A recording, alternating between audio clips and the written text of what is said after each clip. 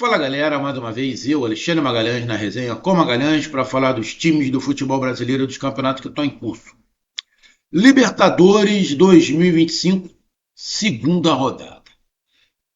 Nesta terça-feira, dia 8 de abril de 2025, tivemos apenas um brasileiro jogando pela segunda rodada e o atual campeão da Libertadores, o Fogão, o Botafogo, a SAF Botafogo, entrou em campo depois de ter perdido na primeira rodada fora de casa.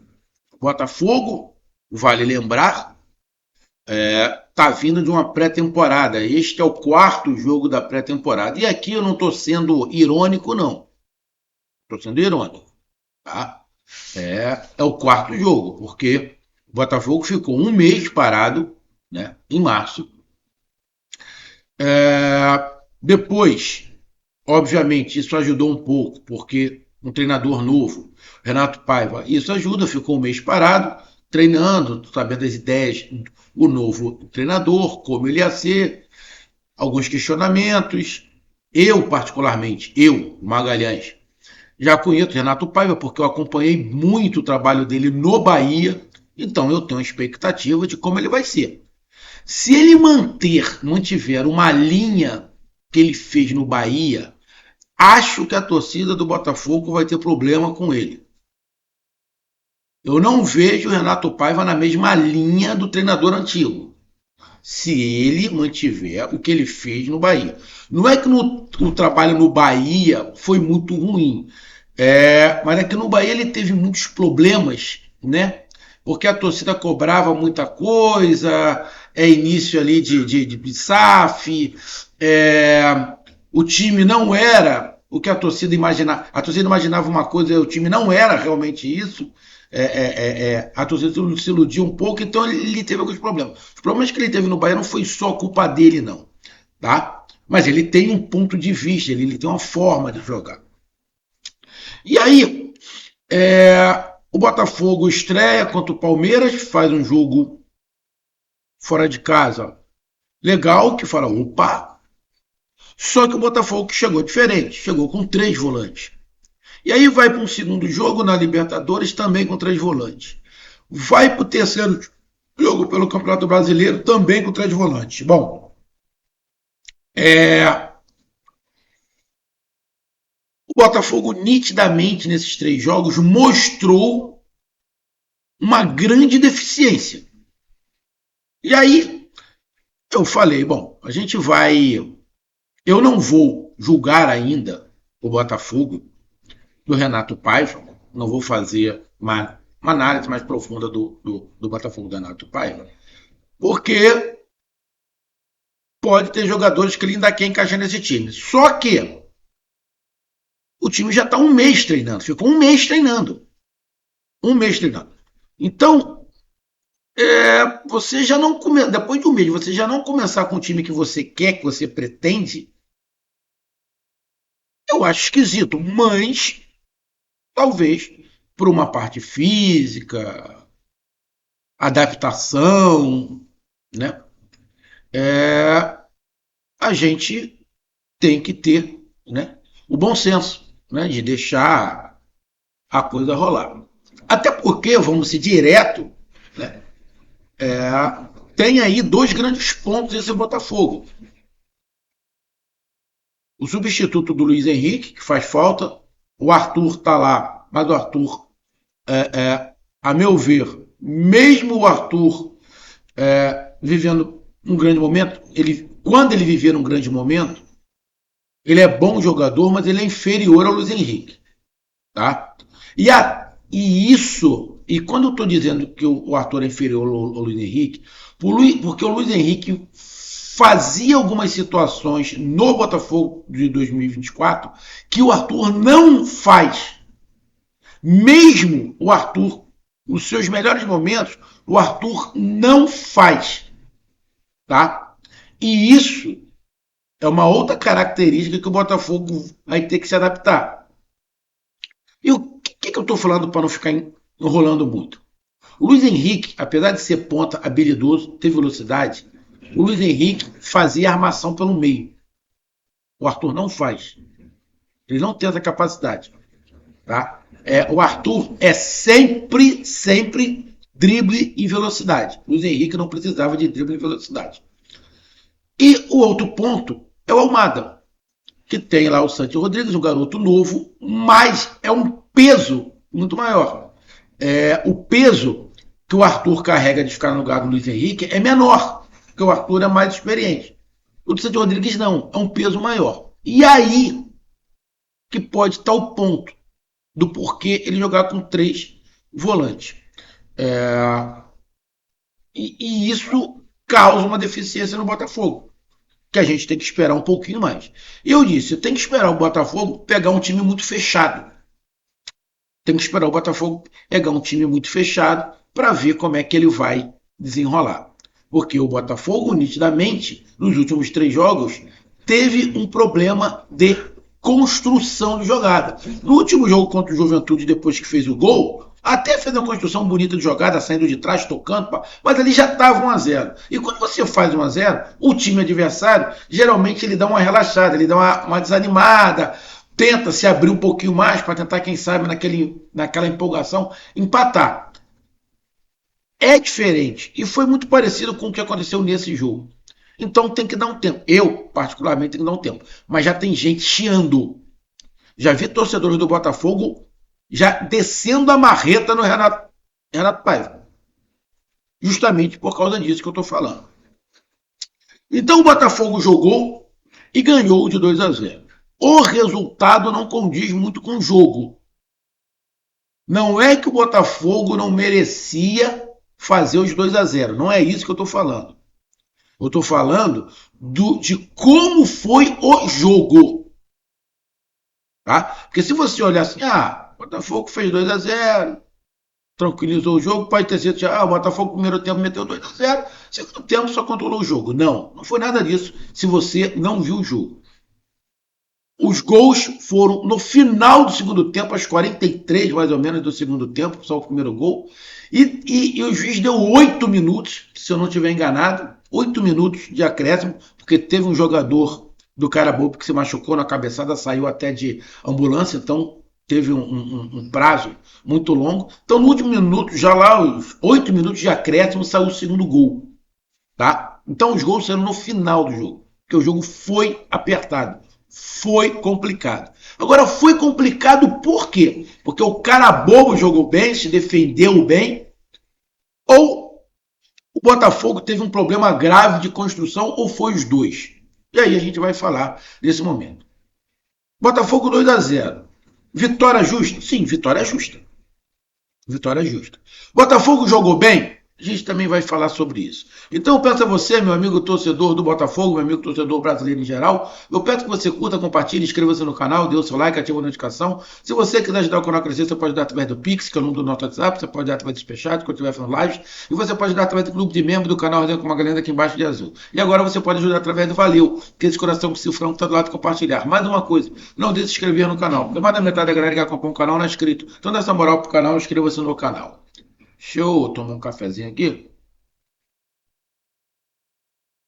Vamos lá. Deixa eu pegar aqui rapidamente como é que está a classificação do grupo do Botafogo. Universidade do Chile é o líder com 6 pontos. Universidade do Chile, que ganhou do Botafogo, ganha do Estudiantes. Isso é complicado. Por que é complicado? Porque o que se pensou no início era que Botafogo e Estudiantes disputassem a primeira colocação. Até podem, mas agora a porrada vai estancar mais forte porque tem a Universidade do Chile com 6 pontos. Ninguém esperava a Universidade do Chile com 6 pontos. O que todo mundo imaginou? Botafogo e Estudiantes disputando a primeira colocação. Hoje, o Botafogo está indo para a Sul-Americana. Todo mundo sabia que o Carabobo seria o saco de pancada. Todo mundo sabia que o Carabobo é 3 pontos certo. E aí você pega na próxima rodada, a Universidade do Chile pega o Carabobo. Será que vai ganhar? Não sabe. Mas se ganha, a Universidade do Chile faz 9 pontos. A probabilidade da Universidade do Chile passar de fase fazendo 9 pontos logo no primeiro turno é muito grande. É muito grande. Então o grupo do Botafogo tá complicado. Tá complicado.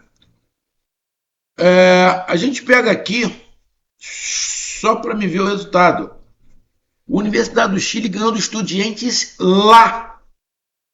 A Universidade do Chile ganhou do Estudiantes lá. E aí, o próximo jogo é, deixa eu pegar aqui, a Universidade do Chile joga contra o Carabobo fora de casa e o Botafogo joga contra o Estudiantes lá. Cara, um jogo decisivo para Botafogo e Estudiantes. Tu imagina o clima. Porque, olha, o Universidade do Chile joga na terça-feira. Joga na terça-feira, às 19 horas, dia 22. E o Botafogo só joga na quarta. Ou seja, Estudiantes e Botafogo já vão saber desse resultado. Se o Universidade do Chile ganhar, vai a 9. Você imagina se Estudiantes e Botafogo empata.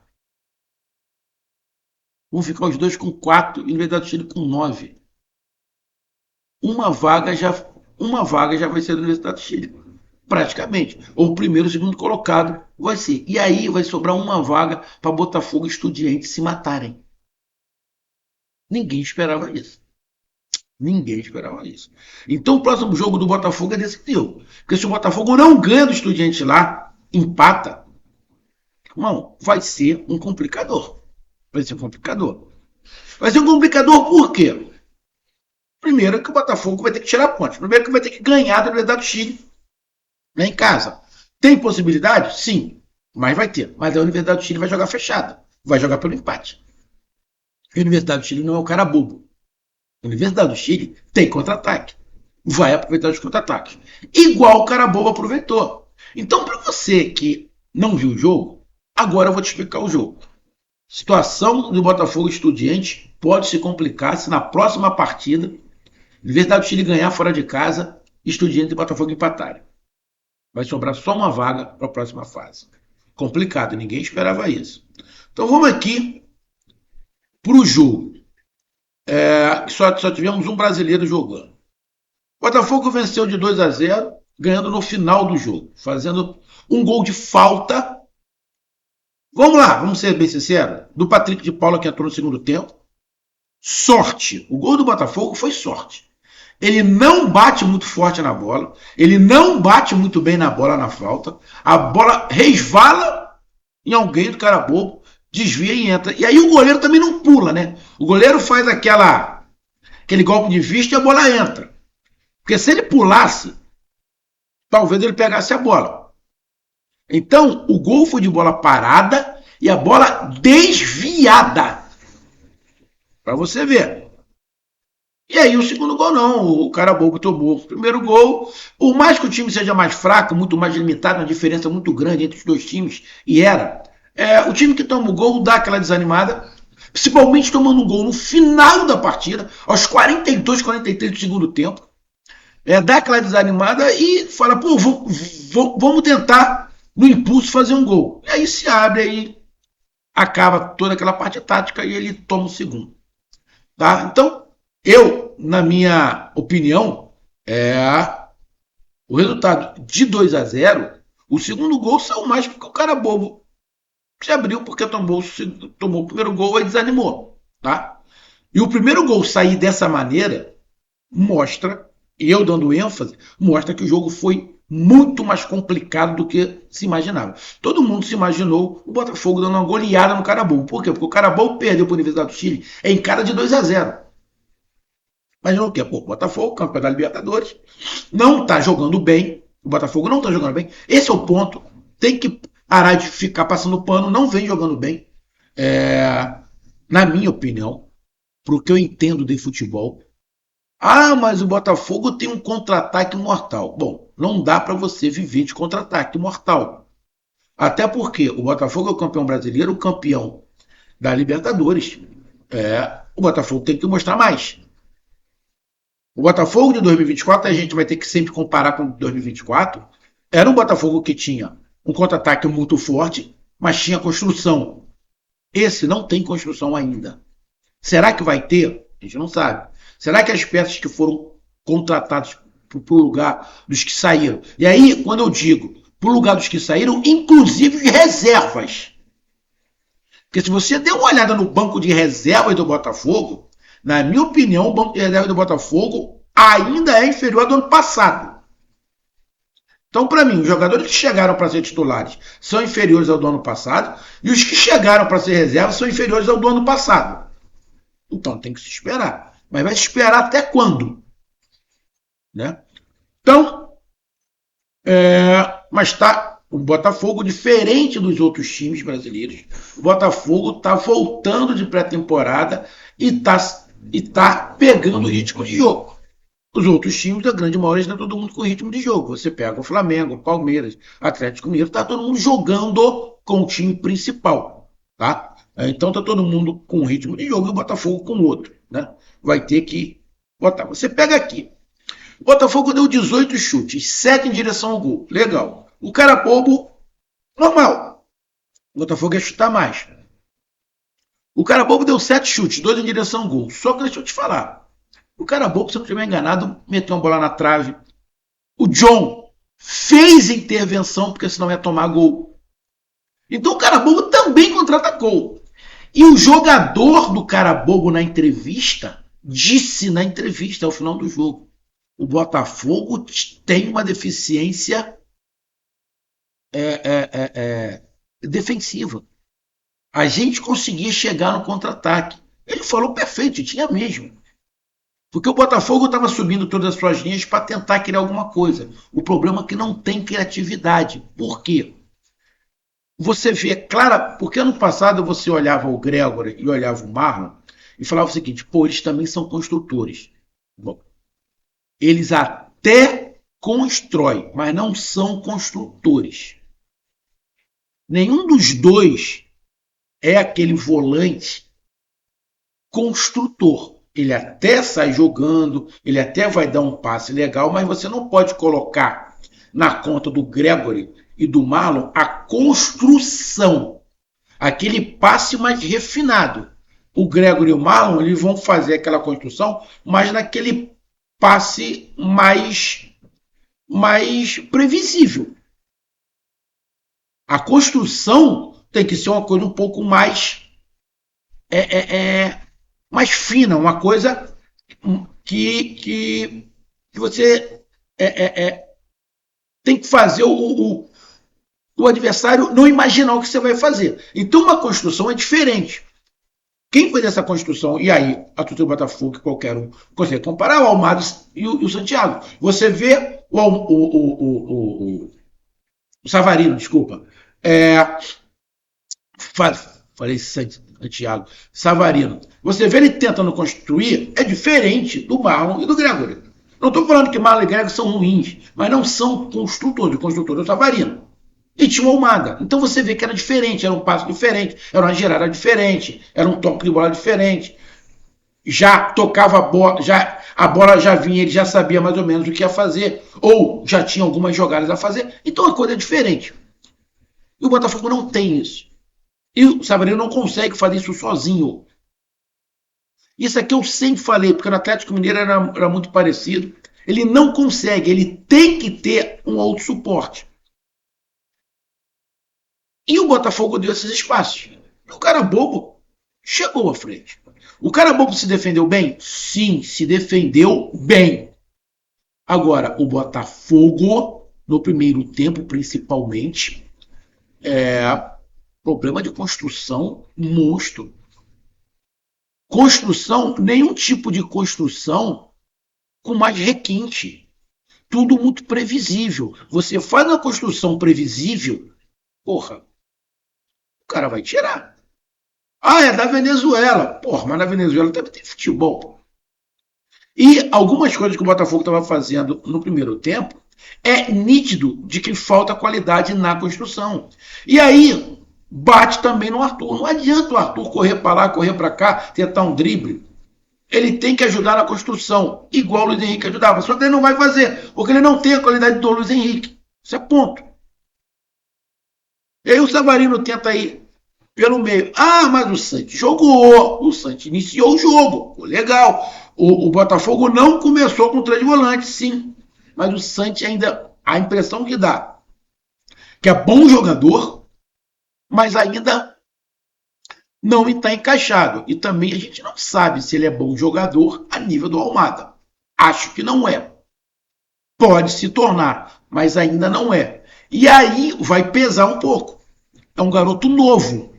Talvez para a construção o Botafogo precise de um cara mais experiente. Talvez o Botafogo na próxima rodada, na próxima janela, tenha que contratar um cara de construção com mais qualidade. E não é o Wendel, que está lá fora, que o Botafogo contratou, que chega na metade do ano. Também não é o Wendel. O Wendel também não é esse construtor. Contratar um construtor mais experiente também não é muito fácil. Também não é muito fácil. Então, o Botafogo está nessa situação. E nesse jogo, teve problema. Ele jogou com o Santos Rodrigues por um lado, Savarino mais centralizado, de vez em quando ele invertendo ali, o Mastriani, que o Igor Jesus não jogou, e o Arthur. O Mastriani é bom jogador, mas o Igor Jesus está mais encaixado.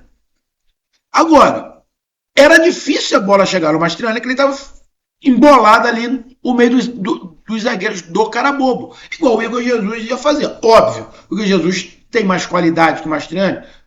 Nesse princípio, sim, tem. Mas o Mastriani não é ruim. Ele tentou. Ele tentou.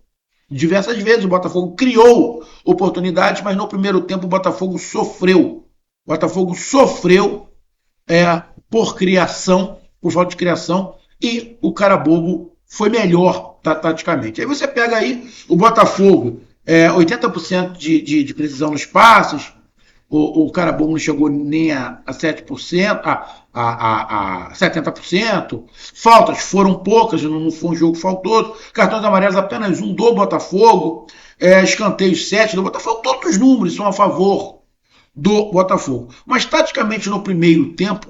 E o Carabobo ainda teve 2 escanteios, né? Para quem jogou atrás. Então no primeiro tempo o Botafogo teve muita dificuldade de criação. O Carabobo foi melhor no que se planejou. No segundo tempo, tem algumas substituições que o Renato faz e ele vai para frente. Ele tira ali o Santos Rodrigues, né? Coloca. Agora eu não me lembro. Ele coloca o Matheus Martins. Ele coloca o Matheus Martins, o Cuiabano, né? Ele tira os 2 laterais, Marlon Freitas, Mastriani e Santos Rodrigues. Mas de cara, ele coloca o Matheus Martins, que quando vem do banco ele vem bem. Quando ele começa, não. Mas quando ele vem do banco, ele vem bem. E coloca o Cuiabano para dar força pelo lado esquerdo. E aí o Botafogo dá uma melhorada. Não é que o Botafogo crie mais, mas o Cuiabano tem mais força para o ataque. O Martins vai no drible. E aí o time fica ali com 2 volantes, um armador, 2 pontas e um centroavante. E aí o Botafogo vai na força e aí a coisa começa a fluir mais. O Botafogo começa a fazer o Carabobo correr mais e aí o Carabobo vai cansando também um pouco e começa a aparecer espaço. Mas mesmo assim o Botafogo tinha dificuldade. O goleiro, o Carabobo estava dando os moles. O Carabobo já começou pelo cansaço, dar alguns passos, já errava alguns passos, estava errando mais passos. E o Botafogo foi chegando, bota o Patrick de Paula. E aí, na falta, no final do jogo, sai o gol. Já no desespero, já sem esquema nenhum, o Botafogo, dos 20 minutos do tempo para lá, já não tinha esquema nenhum, era na raça. E a raça também ganha jogo. Isso é legal. Foi na raça, na vontade, consegue fazer o primeiro gol e depois o segundo gol sai meio que nem bala ali, porque o cara bobo desanimou. Mas foi um jogo muito mais difícil do que se imaginava. Mas eu tinha essa curiosidade de ver como é que o Botafogo ia se sair contra um time fechado. Eu tinha quase certeza que o Botafogo ia ter muita dificuldade, pelo que eu conheço do Renato Paiva do Bahia, tá? E pelos jogadores que o Botafogo tem. Santos pode ser um bom jogador? Pode. Mas acho que o Botafogo vai ter que contratar um cara com mais experiência, porque senão pode até queimar esse garoto. Ele é novo, mas me parece com muita qualidade. E tem outro detalhe: o Renato Paiva. Daqui umas 2, 3 rodadas que o Botafogo jogar mais, e aí eu falo, se você não acompanhou o Renato Paiva no Bahia, eu vou te falar como é que era o Renato Paiva no Bahia. O Renato Paiva não é ruim, mas o Renato Paiva não é igual ao Arthur Jorge. Eu falei quando contratou. Beleza? Mas grande vitória do Botafogo, uma vitória muito importante. Principalmente porque a Universidade do Chile ganhou. Imagina se o Botafogo não ganha no Carabobo. Ia ficar com 1 ponto. Olha que complicado. Então, tá aí a minha análise. Um grande abraço, até mais. Valeu, tamo junto. Fui.